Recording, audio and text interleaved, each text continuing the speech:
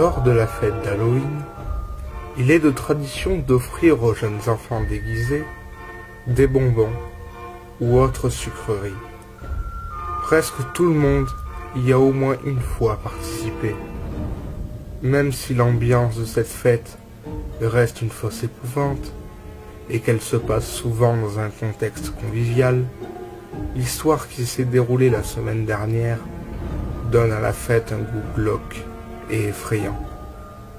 En France, les 1er et 2 novembre 2014, plusieurs cas d'indigestion assez graves chez les enfants ont été répertoriés. La consommation de sucreries étant considérable ce jour-là, beaucoup de jeunes finissent par tomber malades. C'est entre 2 cas de simple goinfrerie que l'on peut trouver une affaire plutôt étrange. Une mère fit une découverte pour le moins insolite, après que son fils lui ait dit avoir trouvé un goût très écœurant sur l'un des bonbons qu'il avait récolté. D'après elle, le bonbon ressemblait à une dragée orange-rouge, plutôt gélatineuse, fourrée aux amandes.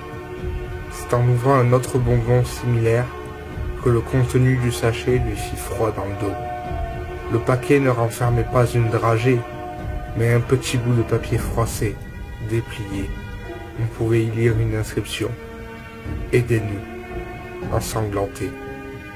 Cette mère prit une photo du papier et d'un bonbon avant d'envoyer les sucreries au commissariat. C'est après une analyse des sucreries et du papier que le verdict fut donné. Le bonbon était composé de graisse humaine. Les amandes étaient des ongles découpés et du sang mélangé au sucre avait été concentré à l'intérieur de la dragée. Le liquide rouge sec que l'on a retrouvé sur le papier était bel et bien du sang, lui aussi. Les enquêteurs privilégient la thèse du canular, mais aucune possibilité n'est rejetée.